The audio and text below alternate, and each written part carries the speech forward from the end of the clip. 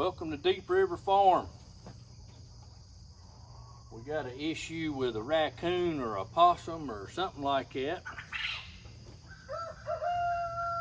Done turned over the metal trash can and tore into some of our stuff that we've got for our chickens from the day-old bread store.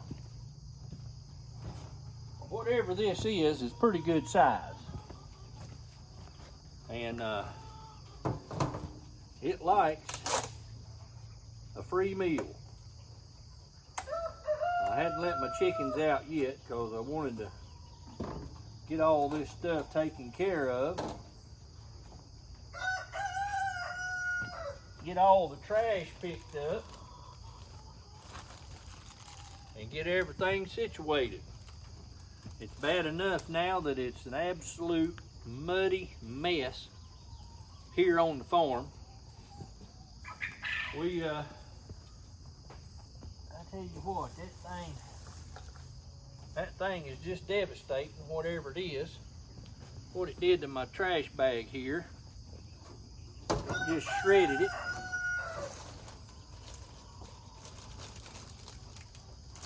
You know, you go down to the bread store and you get these, you get bread and things like that. If you got a farm pond, now that works out real well.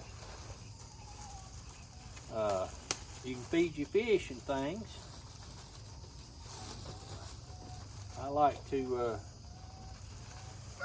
give my chickens some bread and stuff like that. Looks pretty good.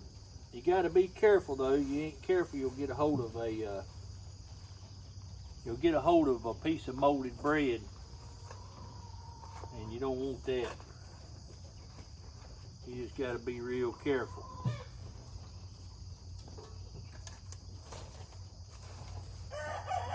But they love this stuff. It gives them a little treat, a little bit of a change of. Oh, that's throwing it right through the bag.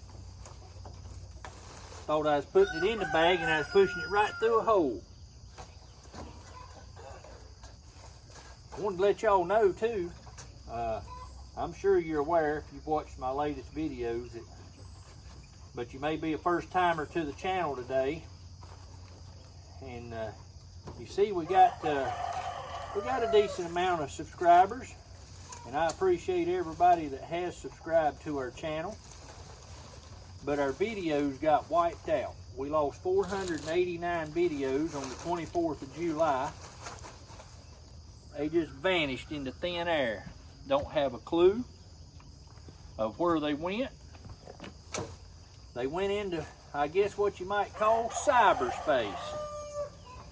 And I have tried and tried and tried sending messages, videos, and the like. Not videos, but emails to YouTube and through the support part of it, and received absolutely no replies. I don't know if there's that many people that had any problems, or if they just so big they don't care. I don't have any idea. But just wanted to make you aware that I'm still trying. I'm going to try to send another email today. I don't know what happened. I have no clue. I've never had any warnings or any strikes or anything inappropriate on this channel. It's I always put it as not appropriate for children, because sometimes we have wildlife stuff on here. Here on the farm, you know, there's a lot of things that you do. It's not only gardening and raising chickens and quail, but there's also deer hunting and dove hunting and turkey hunting and all that type stuff. And sometimes that kind of stuff is not appropriate for a child to see. So, you know, but it's part of farm life. It's being more self-sufficient and things like that. But we're trying to build our channel back up. Thankfully, we Still got our subscribers, but we lost all of our analytics, we lost all the data, we lost all the watch hours, and we lost all of our videos. When this thing happened, I had just posted a video just maybe 5 or 6 hours before, and it was there, and every video from that point on to the beginning of the channel was wiped out. So I appreciate y'all sharing videos and things like that I've posted about this. I got a lot of support coming from my subscribers, and I appreciate that. And they've given me likes, giving me comments. It's helping boost the algorithms back to where we were, and that's a big help. You know, I started this thing as to help people learn how to grow stuff.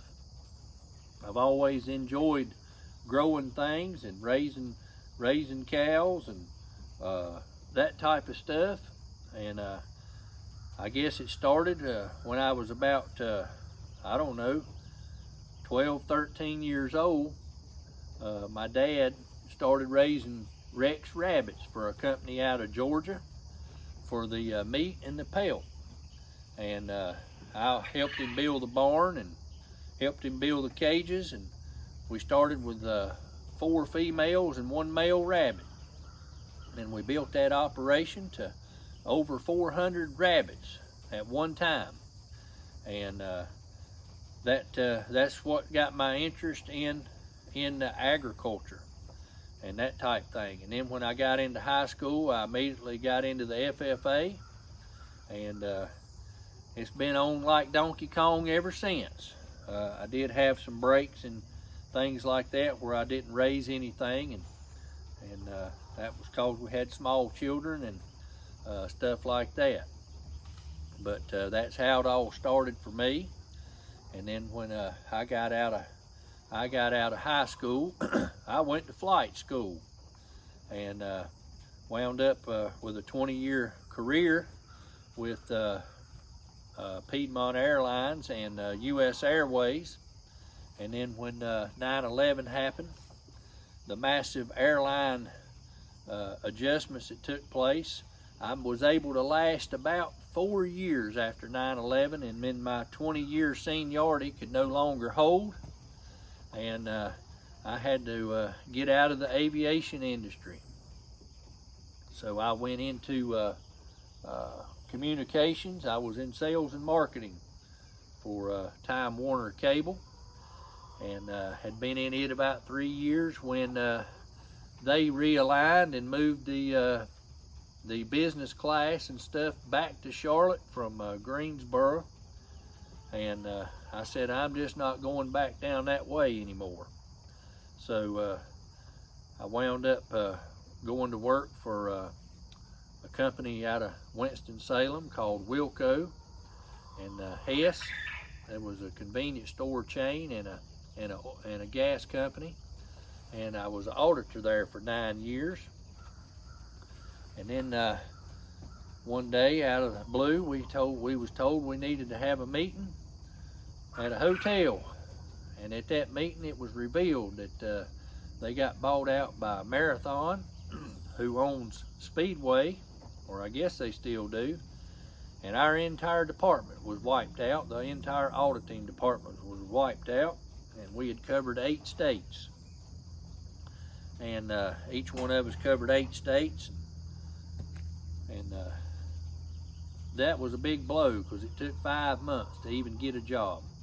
You was either overqualified or whatever. But I wound up going to the oil field then. Me and 2 other guys went out there, and we went to Sterling, Colorado, and went to work for Coulter Energy.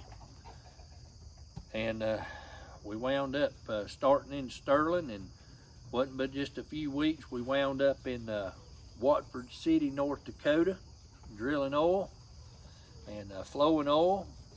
And we were what they called flow specialist, flow back specialist, and cleaning the wells up after they got fracked and pumping the oil and the water and the sand out, and cleaning it up and separating it and getting it in between, getting it ready to go to the uprights and also into the pipeline system. Not long after that, they expanded to the East Coast and went up into western Pennsylvania. And we went to Pennsylvania because at that point we were only 7 hours from North Carolina, and so we went there, and it was brutally cold. I know one night it was 22 degrees below zero, and that was not air by the cold due to the wind. That was just flat out cold, and it snowed just about every night, and you trudged around in snow and freezing temperatures, and under no circumstance would that wellhead ever be shut down. Once that thing started flowing, you had to flow it until the pressure came off of it. So after a good long while, we was there about 1.5 years, and then the economy went to pot, and they laid off 512,000 of us out in the oil field, kind of like it is today. They just suddenly quit flowing, and they didn't want any of the fuels. They had done that Iran deal overseas where they dumped all that cash on them, and that also in turn bought all the oil off of the super tankers that they had been doing for the last 2.5 years at that point, and it flooded the market with crude. So the wells began to shut down because the price of oil on the barrel over here dropped so much that it was not feasible to pump the oil. So that's how we all got whacked again. And so I went back into communications at that time. There was plenty of openings in that, and that's what we've been doing. But I started this channel as a way to try to recoup everything, and hope to get monetized and everything by doing an educational channel on people being self-sufficient, and that's a big necessity today due to the way the economy is. The value of the dollars went down 27% in the last 3 years. Inflation's crazy. Groceries has went up 57%. So I thought that being able to educate people that they could use this channel in some of these home schools and hybrid schools and things like that to learn how to grow things. And I tried to do step-by-step ways of things that I did and how I did it, so that people could put this video in front of their school-age children, middle school, high school, whatever, and they could learn and see how to do things. So I'm just very disappointed that all these videos disappeared, and I mean, I'm no professional videographer or anything like that, but I thought they was pretty good videos. People thought they was pretty good videos and all that stuff. And during the last 1.5 years, I went through the North Carolina Ag Extension Office with NC State University and A&T University, and got my Master Gardener program out of the way. So I knew what I was talking about and everything. It's been a while since I'd been in school, but I enjoyed that course, and if you get a chance to take that through the Ag Extension Office, I'd encourage you to do that, even if you can only do certain parts of it. That way you know, something you may be interested in, something you may be having issues with, you can sign up for that. But it's I got mine through the Chatham County Agricultural Extension Office. They don't offer it in the county I live in. They said it was not enough interest in the program.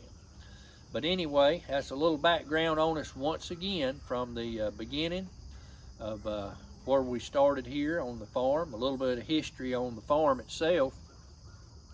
Deep River Farm started here in 1950 with my grandfather and my grandmother. They was living in a rent house down in town, and my grandpa told my grandmother, he said, I'm sick and tired of paying rent. So he found this piece of land, and he come up here and he bought it. The first thing he done was poured a concrete pad, and he built a one-room shed on it, and put a roof on it, and they lived in that while my grandpa built the house. And they was able to move into the house. He built it all by himself. He had a little help with his plumbing and electrical, but he done all of his building himself, and done all of his sheetrock and all that, and floor installations and all that kind of stuff himself. And they was able to move into the house in 1952. And all these buildings here on the property, he built and used them for a smokehouse. When he killed hogs, he had a smokehouse, and he had a mule that he plowed with, and that's how they made their living. He was a sheetrock worker in the day, farmed on the side, and my grandmother worked in the textile mills. But this place has been here since 1950, and we've lost a little bit of land due to eminent domain for the lake system, and a lot of the garden area and stuff, the farming area and the cow pasture and the hog lots are now underwater, but we're still operating with what we can. But I appreciate you joining us. I hope this video wasn't a bore to you, but that's the background of us here at Deep River Farming myself. And from here on out, we're going to be publishing some videos on trying to get our stuff back and in order and how we had it. And I will definitely make sure I got some backups. I never dreamed that we would have this issue. I've worked in data centers and stuff before, and as many servers and things as they got, and many backups as they got, and how much data collecting and mining they do on us.